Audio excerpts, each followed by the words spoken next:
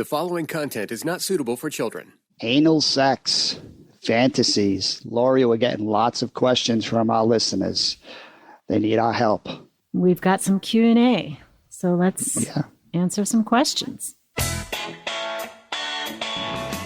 Welcome to Foreplay Radio, Couples and Sex Therapy. I'm Lori Watson, your sex therapist. And I'm George Fallon, your couples therapist. And we are passionate about talking about sex and helping you develop a way to talk to each other.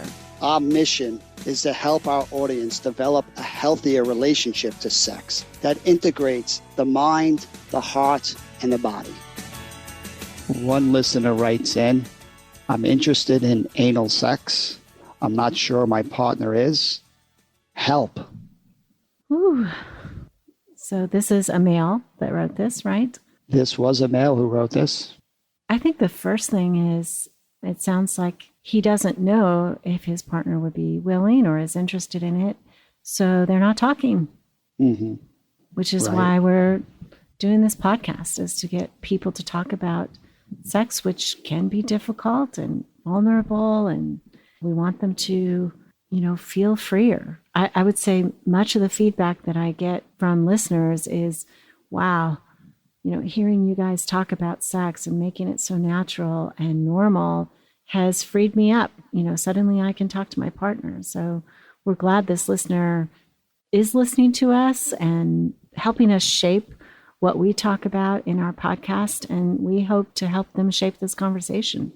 There's so much stigma about talking about sex in general. But if we're going to talk about the anus, then there's a whole lot of shame that stops these conversations. Exactly. So this is great that just trying to, let's start off with the basics, right? That the anus is an erogenous spot on our body for both men and women. That there's nothing wrong if you kind of like being touched there. Your body just responds to that. It's not judgmental about it. We have all of these morals that we attribute to this area.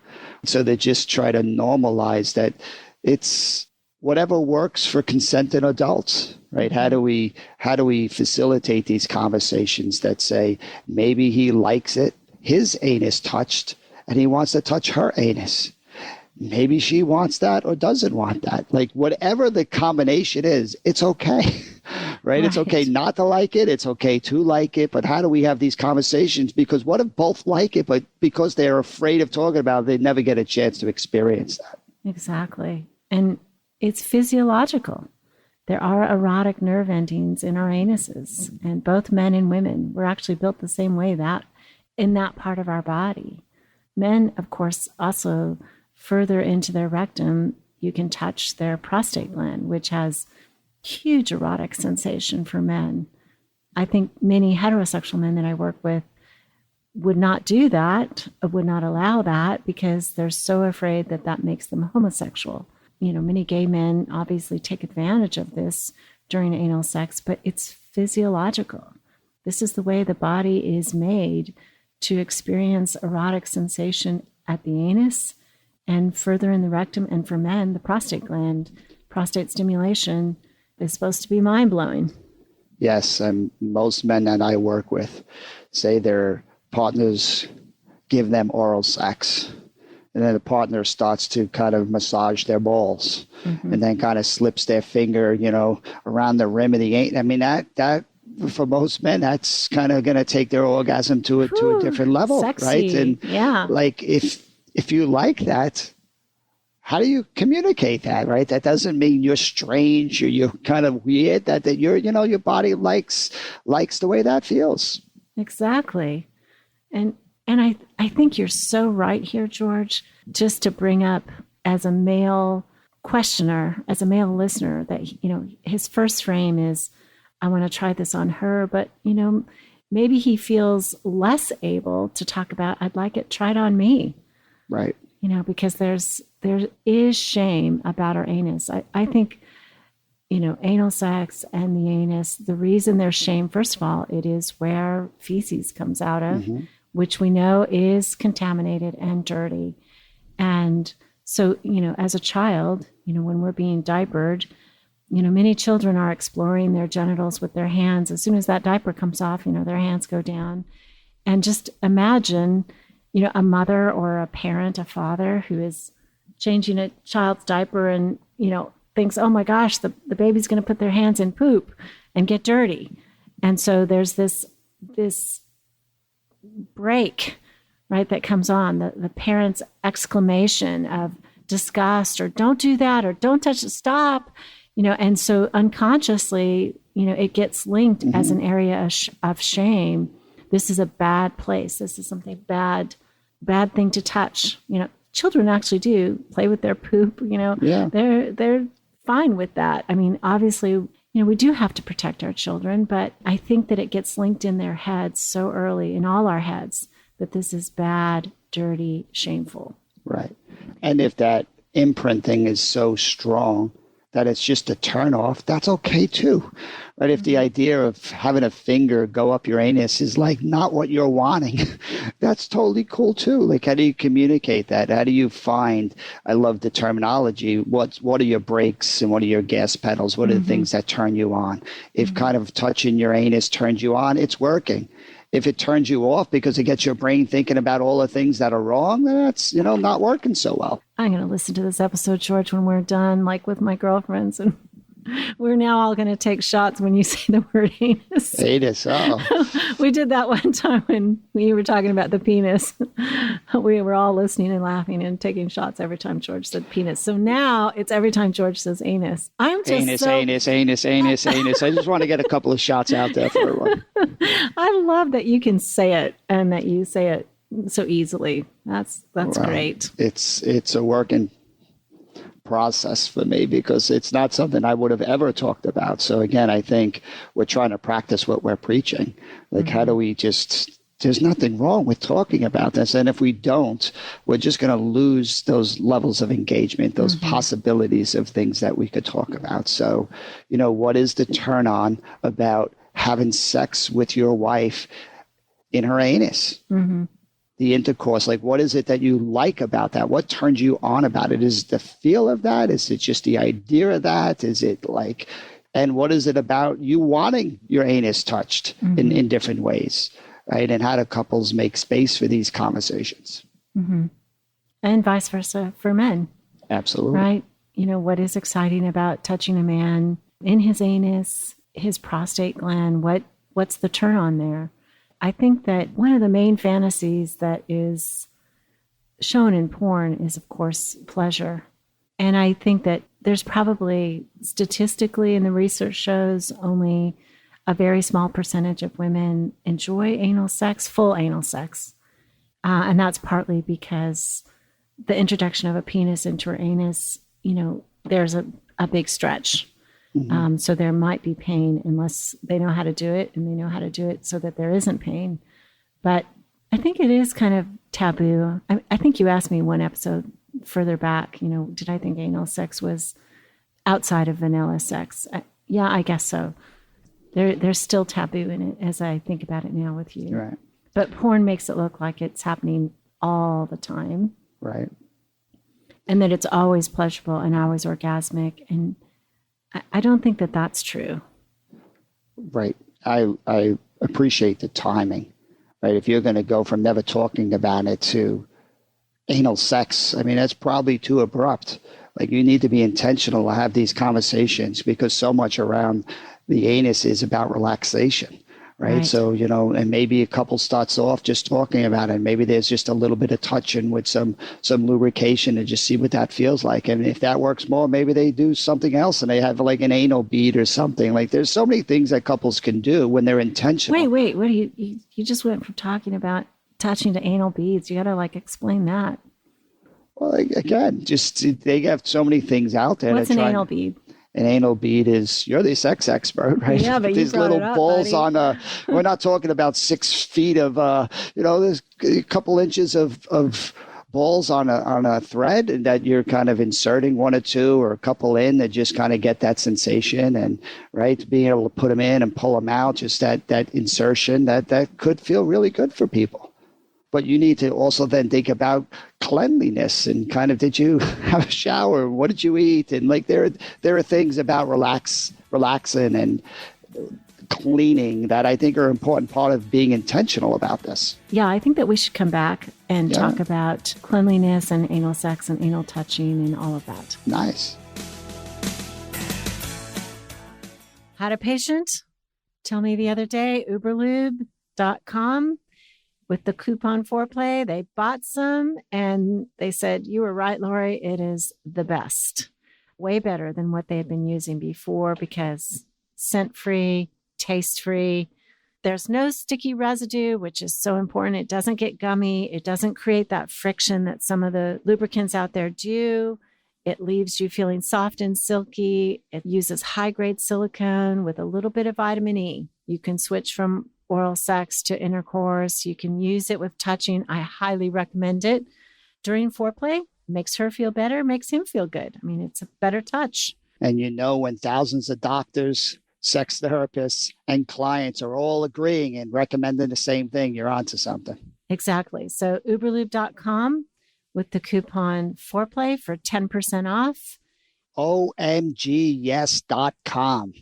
Woo. The truth, Lori, of course, is that our pleasure gets better over our lifetime as we learn and discover more and more about what we like and what our partner likes. Oh, yeah. More knowledge makes a great thing even better. Right. I think people believe this myth that they're supposed to know how to do it, how to touch each other. And I think for women, our bodies are so sensitive that we need high attunement. And ohmygodyes.com is where you can actually see real video of women explaining the touch that they need, labeling it so we can speak the same language, and then showing. It is explicit. We know that, but we think it's beautifully done. It's artfully done. And we just encourage you to try ohmygodyes.com with the coupon foreplay so that they know we've sent you there. And therapists as well, if you come to our website, they are offering this product to you free. So please come to our website and figure out how to do that. You need to send them your website and you can get a free membership.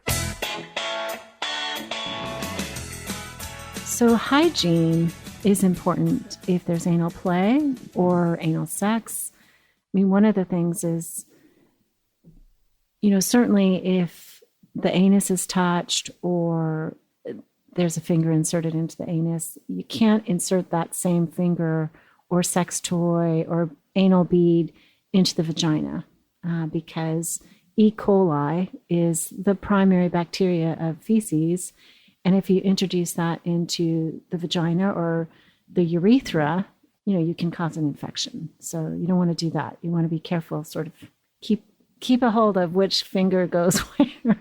What's been touched where. Lori starts to break out all the technical terms, right? It just shows how important this stuff is, and education is really important. And if we're not talking about the anus, we're certainly not talking about all the things that you just brought up and which finger's going where and are you clean and are you not, and it's so important part of the conversation. Yeah, and I think porn shows anal sex that they haven't shown kind of the prep for that. A lot of times in porn, they've used enemas, they've cleaned out their rectum so that, poop or feces or shit, is not going to get on their partner or as much. You can't completely clean the anus or the rectum. So, I mean, some of what you see is not necessarily people having anal sex after Mexican food, which, you definitely want to be aware of food that you've eaten beforehand, especially if it's the type of meal that would, cause you to have indigestion or to have to go to the bathroom. Mm-hmm. Important. I like your term, anal play. I mean, for a lot of couples that I work with, they don't really want anal intercourse, but they like a little bit of anal play. Right. And that's just their comfort level. And it's just kind of brought more engagement in their sex life. So it's something that has brought them closer together because there is something really intimate about kind of trusting your partner in this way. Yeah. And trust and discussion being important factors, because I think sometimes people can't enjoy anal touch that they very much might because they're so afraid their partner will penetrate. And so they can't relax enough to enjoy what they do enjoy. There hasn't been enough discussion, or there isn't enough trust between them. Right. So again, you're talking about so many important things: relaxation, cleanliness, also Uberlube, right? Lubrication. I mean, it doesn't have natural lubrication here. So, Right. That's a critical part of anal play, is having some type of lubrication.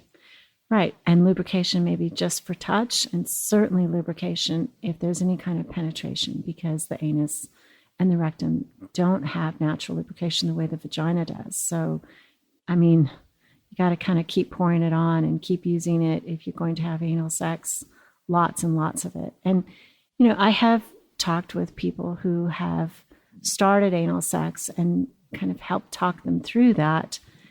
And one of the main things that they need to remember is it's not a one-night event. I mean, because in order to trust and relax into that, it's really a process of learning to do that, learning to trust your partner, to get relaxed with it.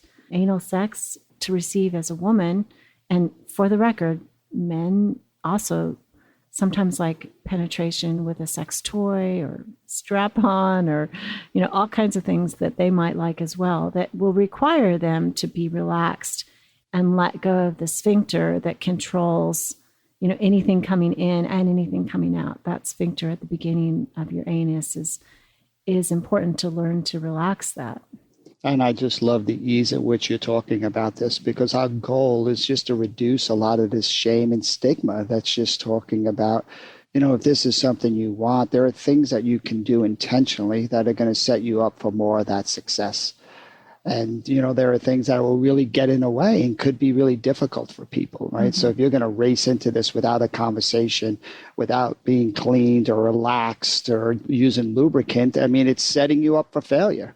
Right. And I love that Lori's emphasizing the trust factor, that this can be an incredibly emotional thing.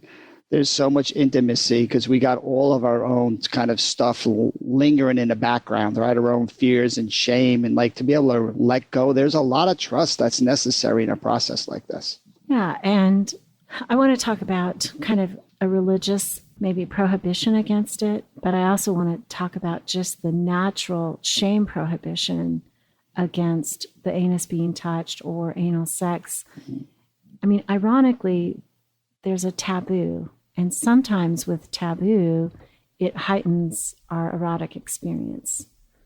Crossing a taboo, if we're all okay with that, even it's still unconsciously something that we have to get over, an obstacle that we have to get over. And anytime there's an obstacle that we're overcoming in an erotic experience, the eroticism is often higher. I mean, people say, why in the world would, people want anal sex? I mean, some of it is that it's taboo, and therefore the forbidden, the shame, the very shame element of it makes it more exciting.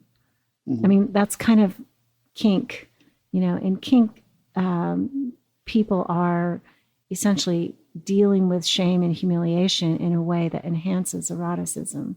Mm-hmm. And there's physiology, that there are nerve endings. I mean, there are reasons people like being spanked and having their anus touched that also have to do with, sensation. Yeah, absolutely.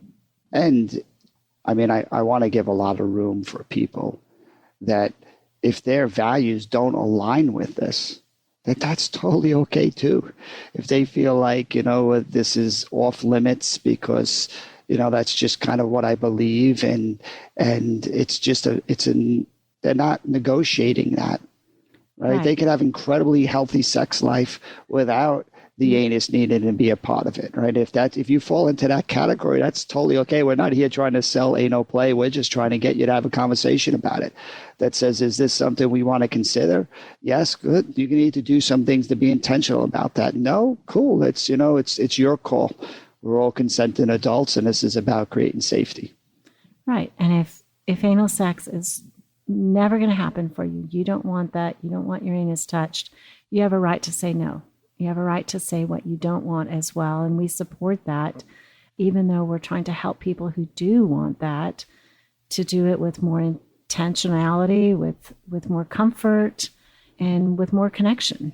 Right. And if we're going to encourage, if you don't feel comfortable saying no, we also try to encourage, hey, if you like the way that feels, that's totally okay.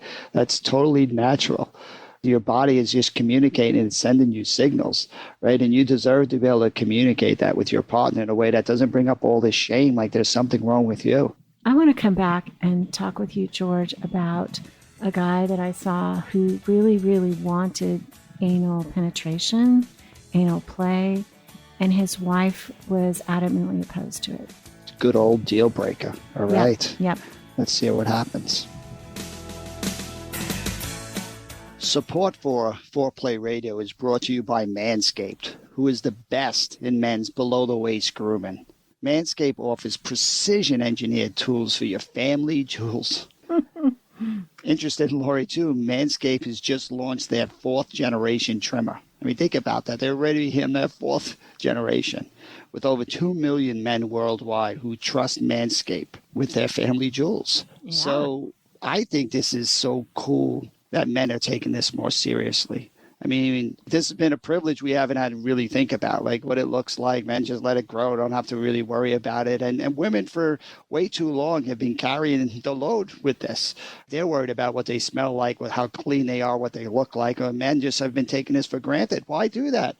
This is a better way to get you as a man more into the mood, to kind of recognize you smell good, you look good, you're trimmed, right? It just gives you more confidence. I'm so proud to be partnering with Manscaped. Yep. So get 20% off and free shipping with the code FOREPLAY at manscaped.com. There is only one FDA-approved little pink pill. Addyi, or flubanserin, is for premenopausal women bothered by low sex drive. Visit addyi.com/foreplay and complete your online consultation to see if Addyi is right for you. Addyi is for premenopausal women with acquired generalized hypoactive low sexual desire disorder, HSDD, who have not had problems with low sexual desire in the past and who have low sexual desire no matter the type of sexual activity, the situation, or the sexual partner. The low sexual desire is troubling to them and is not due to a medical or mental health problem, problems in the relationship, or medicine or other drug use. Addyi is not for use in men or to enhance sexual performance. Your risk of severe low blood pressure and fainting is increased if you drink 1 to 2 standard alcoholic drinks close in time to your Addyi dose. Wait at least 2 hours after drinking before taking Addyi at bedtime. Your risk of severe low blood pressure and fainting is also increased if you take certain prescriptions, over-the-counter or herbal medications, or have liver problems. Low blood pressure and fainting can happen when you take Addyi even if you don't drink alcohol or take other medicines. Sleepiness, sometimes serious, can occur. Common side effects include dizziness, nausea, tiredness, difficulty falling asleep or staying asleep, and dry mouth. See full PI, including box warning at addyi.com/PI or call 844-PINK-PILL. Visit addyi.com/foreplay. So I'm talking about a male who wanted his own anus touched and he wanted anal penetration. He wanted anal penetration with her or with him? He wanted anal penetration for himself. He wanted his anus to be penetrated. Okay. He wanted prostate stimulation. He'd never experienced that and had heard that basically prostate stimulation and a blowjob were kind of the ultimate experience, super hot experience. And he wanted to do that. He was in a monogamous relationship, and I think they'd been married like 17 years or something, long enough. And he had finally come to telling her this, and she really met him with a great deal of shame. She was startled. She thought that this meant he was homosexual, and was very committed to that idea, was scared about what this meant, that if she gave him this, you know, what would happen to the relationship. She also had a lot of yuck factor kinds of ideas, like, you know, gosh, if I put my finger in his anus, I'm going to touch poop, and poop is going to be on my hands, and that's just so disgusting and gross. And, you know, there was a ton of resistance on her part to giving what he wanted. Not, you know, he wasn't necessarily saying he wanted to do anal sex with her. In fact, that part is completely lost in my brain. I have no idea if he wanted that. I don't think that was what the issue was. So what happened? You said the deal breaker. Yeah. Well, it's always, as a couples therapist, you know, when you have one person saying, you know, I really need this for this relationship to work, and the other person says, you know what, I can't give you that. You know, that doesn't work for me, right? They're really at an impasse here. And so what did you do? Well, I love that what we talk about in EFT is holding two truths in the same space, right? I mean, he was perfectly okay and right in what his fantasy was and what he wanted and his desire for that exploration. And she was also okay and perfectly right to feel all this resistance and angst about what he was asking. I mean, I think the first thing was the conversation about, did this mean he was homosexual? Which it absolutely did not. And that was really her primary fear. I mean, when she thought about it, she had a literal panic experience in her body. You know, from her kind of her upper chest to her stomach, she had alarm. You know, like, oh my God, this man is not who I thought he was. And he was a loving guy. He was straight and he wasn't gay. And she didn't need to feel afraid about him turning gay. This is physiology, everybody. Right. It really is not orientation, sexual orientation. Right. And there are couples where partners do figure out years into something that they weren't being true to themselves.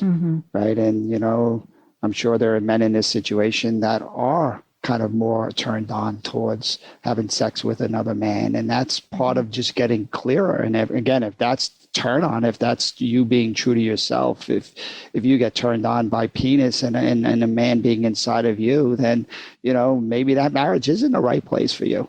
Right. And I think we just want to give people permission to get clearer about kind of who they are. But I agree with you. It's the same with fantasies. A lot of times, because somebody has a fantasy about something doesn't mean that's who they are, kind of what they want or their sexual orientation. I mean, it's normal to think about things and just let the mind wander. Right. And I would agree with you that certainly there are those experiences, right? That, when somebody reveals this, they're testing the waters to talk about their true leanings, where they are really at in sexual orientation. And we've all heard those stories. So her panic and her alarm is understandable, makes sense. Absolutely. She don't have the body parts to kind of, if that was the truth. Yeah. But this man in particular was not interested in penile penetration. Right. He just wanted her finger inside him. He wanted his prostate stimulated. Yeah. He wanted her to touch his anus occasionally. It wasn't even I need this every single time. This is just kind of a fun thing. I want to try that. And so I think the first step was taking down that sense of panic, really helping her hear what he was talking about and letting go of that anxiety of, is this somebody I don't know? So that was the big one. I face the issue of the yuck factor more particularly in female patients than in men. Right.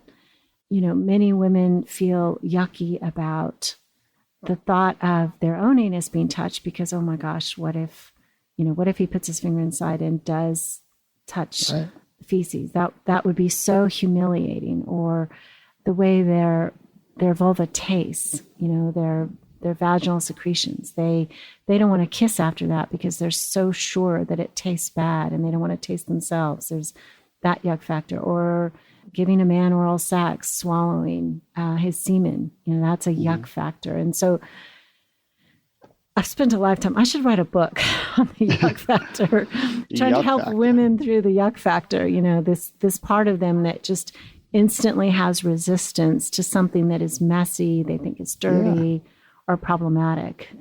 So how do you bridge that and hold those two truths? I think there are practical solutions, right? You could put a vibrate if you don't want your finger in there, right? It's okay to not want to put your finger up someone's butt.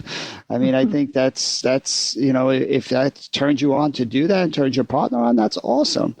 But if it doesn't, if it feels dirty, if it just doesn't, I think then how do you get creative? Yeah, there's workarounds. Basically, once people are reconnected and they're de-escalated, there are always ways to find sexual pleasure. Sex therapy, honestly, I could teach somebody in an afternoon, because how you get bodies to work well together is easy peasy. It's how you get hearts and minds to work together that is the difficulty. It's the emotional connection, the heart connection, taking down their thoughts that have escalated their bodies into panic. Those are the difficulties in therapy. Right. Look at that conversation you facilitated. him asking for anal penetration brings up her worst fears that maybe this marriage is going to end. I mean, how could that not get in the way of sex? That is when you have those exactly big, right. Right. Yeah, it was about, he doesn't want me. And sometimes people think that just when it's not about sexual orientation, I can't give you what you want. And so that means you don't want me, right? Because I'm so different than what you want. I have limitations. I have different preferences about what I want to do sexually, I mean. That's the opportunity in these conversations. They are so vulnerable to kind of share these parts of yourself or what you want. But what's the alternative? We have a nice saying, no risking, no getting, right? If you're not gonna communicate it, you're not gonna get it. No risking, no getting. So you're really talking about with vulnerability, we get more of what we want, more of what our heart longs for, oftentimes more of what our body wants. I mean, this guy who wrote this in, he had not had the conversation. So how is his body going to get what it wants? Exactly. And even if it doesn't get what it wants, there's still something really important about knowing yourself and knowing your partner better. You're going to know more by having this conversation, right? The vulnerability lies in having a conversation, not avoiding the conversation. Exactly. We've all avoided it. We all know we don't want to freak people out. We want to protect ourselves. But the cost of that protection is lower levels of engagement. So that's really our main takeaway here, right? You got to start a conversation. It's not a one-time conversation. It's a conversation that needs to continue over time that makes both of you just see the opportunity that this is a chance to get to know each other better. Right. And we're protecting ourselves from humiliation or rejection or being called a freak, being told that we're dirty again, that somehow or another we're bad, and that resonates with that shameful part, of growing up. So we don't want to replicate that in our partnerships, and that's why we have difficulty risking what we actually want in bed. There's nothing wrong if you want anal play. There's nothing wrong if you don't want it. There's only something wrong if we never can talk about it. So That's your homework assignment. Talk about anal play. Thanks for listening. Keep it hot. Call in your questions to the Foreplay question voicemail. Dial 833-MY-4PLAY. That's 833-4-PLAY. And we'll use the questions for our mailbag episodes. All content is for entertainment purposes only and should not be considered as a substitute for therapy by a licensed clinician or as medical advice from a doctor. This podcast is copyrighted by Foreplay Media.